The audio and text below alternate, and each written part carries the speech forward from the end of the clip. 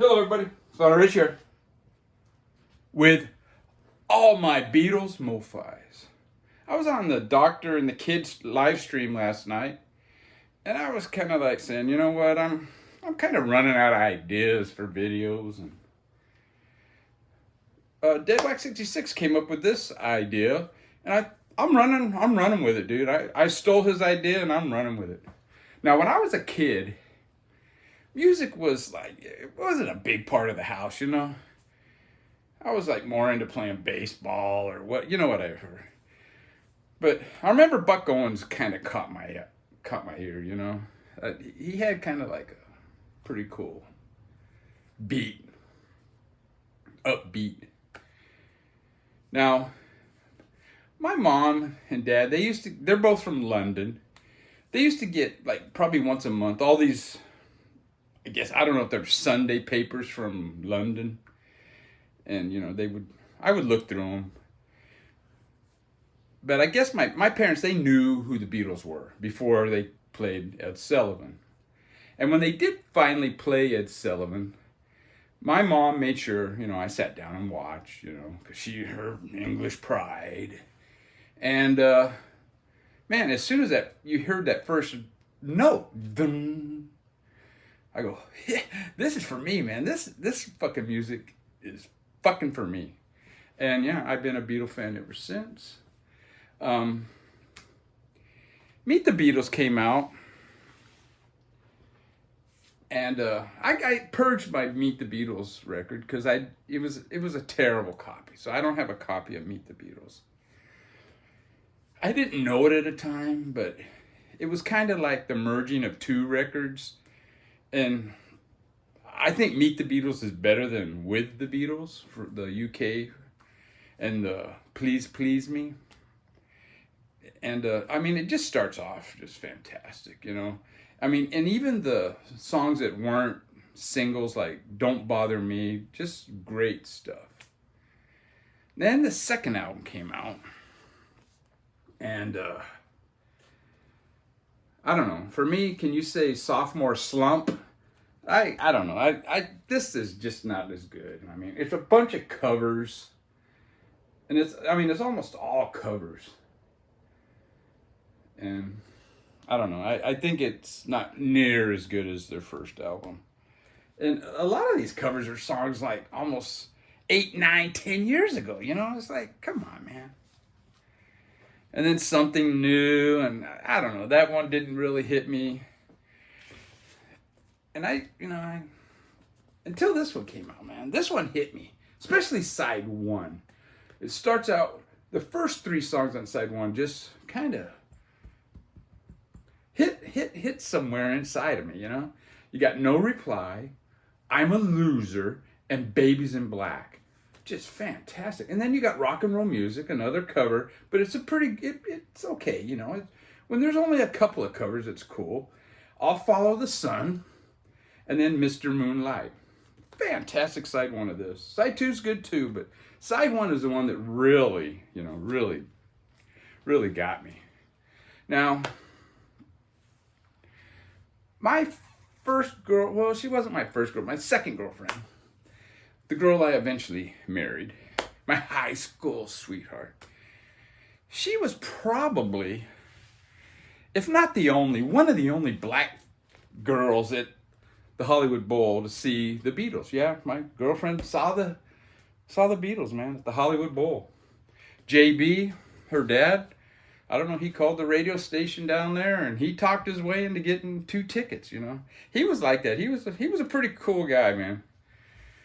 He had some really cool stories, that guy. I mean, his father was actually a slave when he was a kid, you know. So, he had some really good stories. And, yeah, he was an interesting guy. And, yeah, he didn't like me very much. He called me that red-ass son of a bitch, you know, but whatever, you know. But, yeah, the first time I met my girlfriend, by the way, it was in the summer of 71. I was going to summer school. And, you know, sometimes I would catch the bus, the city bus. But there, once in a while, I'm just going to walk. And it was almost a 2-hour walk, you know. We're talking probably 5 or 6 mile walk, you know. And there was this bowling alley, and I would stop in there and get a soda sometimes. And I was walking through there, and this young lady turned out to be my girlfriend. She goes, hey, come here. So I go over there, and she was with this little kid. And she goes, didn't you come over to my house and we ate children for dinner? And yeah, okay, yeah. You know, I played along. I go, yeah, I remember that.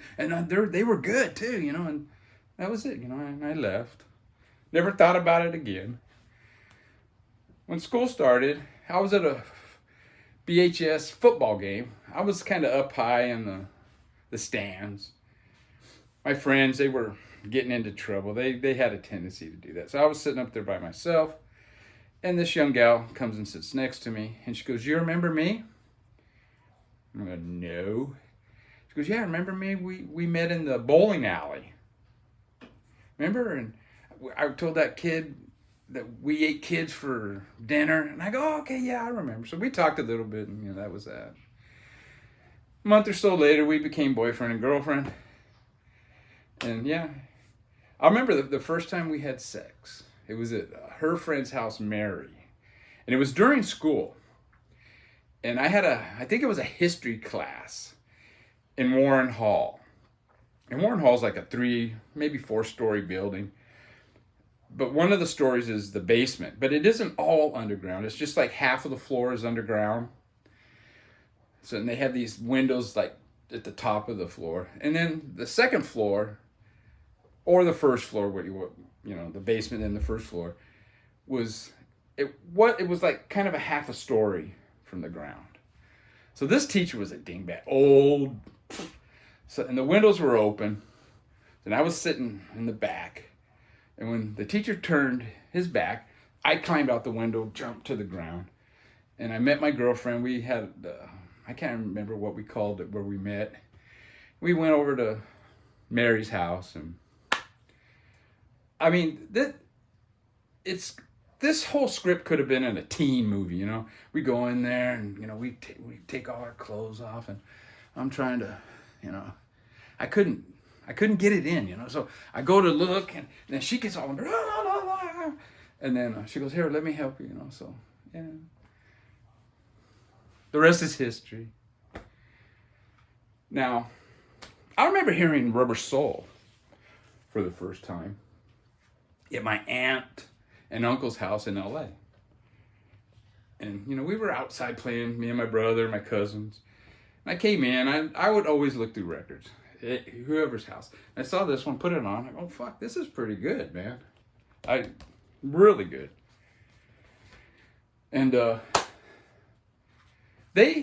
my aunt and uncle, they went to England, and they brought this album back for me, Get Back to Toronto, which is Let It Be, Get Back sessions. And this is the album where I learned, I after this, I never lent my records out again. I lent this out to my friend Ron, and he had it for like 2-3 months, and kept bugging him. Finally, he returned it, and it had a giant scratch on it, man. I could have showed you the record.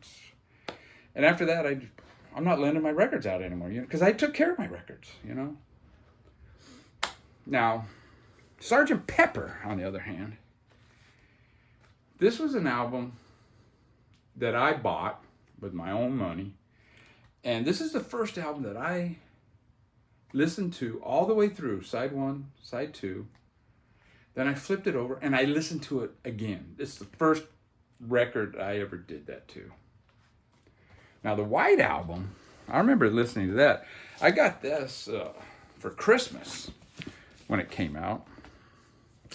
This is the box set, and I'm not taking it out of the plastic. And I remember listening to this one, man. Same thing, all the way, you know, side 1, side 2, side 3. Got to side 4, and the song Honey Pie came on. And I'm thinking to myself, why does Paul always have to put a wanker song on these albums, you know? What a goofy song. And that was why I kind of skipped over a Revolver here. Because I always say it has too many wanker songs on it, you know, too many Paul wanker songs on it. But it really doesn't. It only has it has two Paul Wanker songs, and then it has Good Day Sunshine and Got to Get You Back Into My Life. Two good songs, but they're kind of the same, and to have them on the same side. But then I found out there's a UK version. And then I realized it's not that they has too many Wanker Paul songs. It does have too many. But they took out all the good John songs, you know?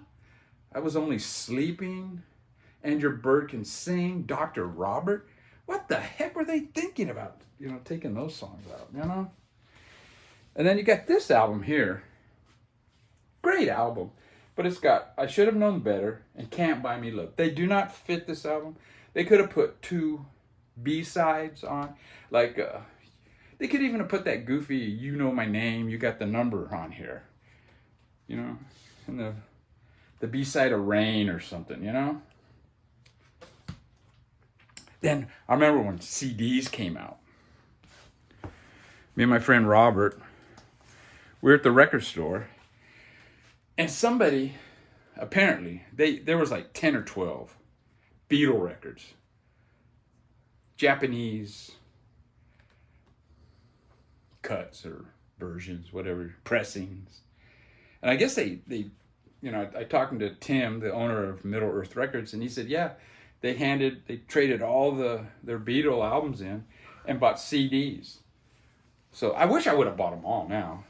But I got this one, Beatles for Sale, because I didn't have it. I didn't have a good copy of this one, so I picked this one up. And I had never seen this one, Beatles number 5. It's the cover of Beatles 65, and it's got this pretty cool picture on the back. So I picked up 3. I wish I would have got them all, but whatever. Now, I have since found out by the audio files in the VC that these are not really the best Japanese pressings. Whatever. They sound okay to me. And that brings me to the audio files, or the MoFi. And this is my Beatles Help original master recordings, and it's the price sticker's still on here, $29.99. Great album, man. This is when they kind of took a turn to be not just a covers band and, you know, a cool teen beat band, but a really good songwriting band. You Got to Hide Your Love Away. Come on, man. And then you got Yesterday. Now, side 2, it's got these 2 great Paul songs. I've Just Seen a Face and Yesterday. Should have ended the album there. But after that, they put Dizzy Miss Lizzy. And it's kind of like a step back to what they were doing 2-3 years prior, you know. That's my only gripe with this album. Now, this is sealed. And if you want me to unseal this, you're going to have to wait for my next video. Take care, everybody. Go Jets!